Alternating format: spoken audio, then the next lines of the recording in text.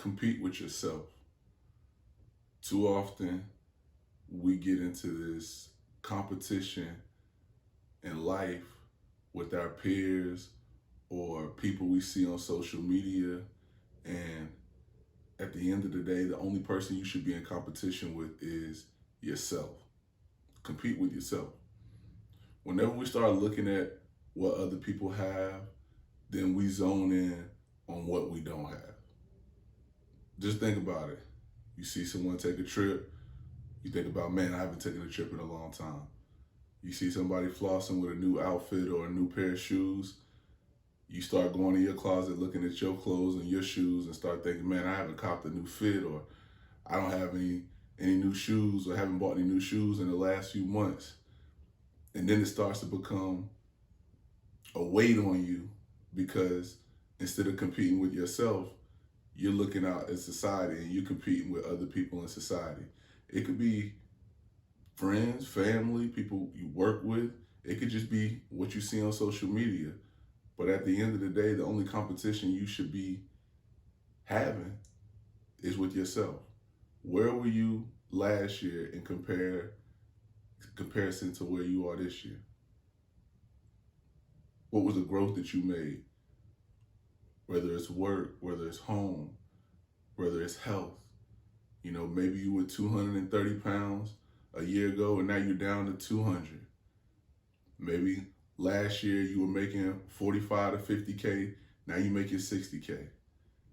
Compete with yourself. Because if you're competing with yourself, you have a realistic mark that you can set to grow from each and every week, month, year, and so on. And you actually know what's the facts. You know how much you made. You know how much you weighed. You know what you're after. When you're looking at social media and what people are telling you and comparing yourself to other people, what you fail to realize, what we fail to realize, is that everything that's showed to us is not always the facts. Actually, more times than not, it's not the facts. People are giving you the highlights. They're showing you what they want you to see. They're not showing you all the trials and tribulations.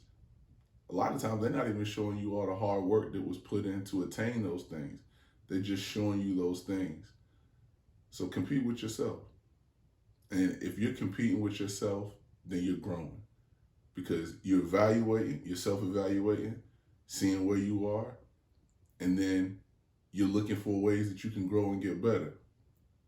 But you're looking for ways you can grow and get better. You're not looking to the left, you're not looking to the right, you're looking directly in the mirror at yourself and determining what you need to do to get where you need to be.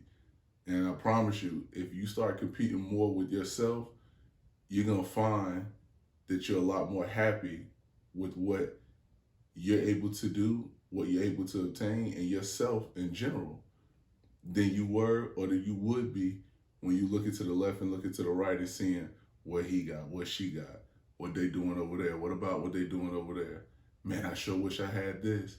I wish I had that. I wish I could have went there.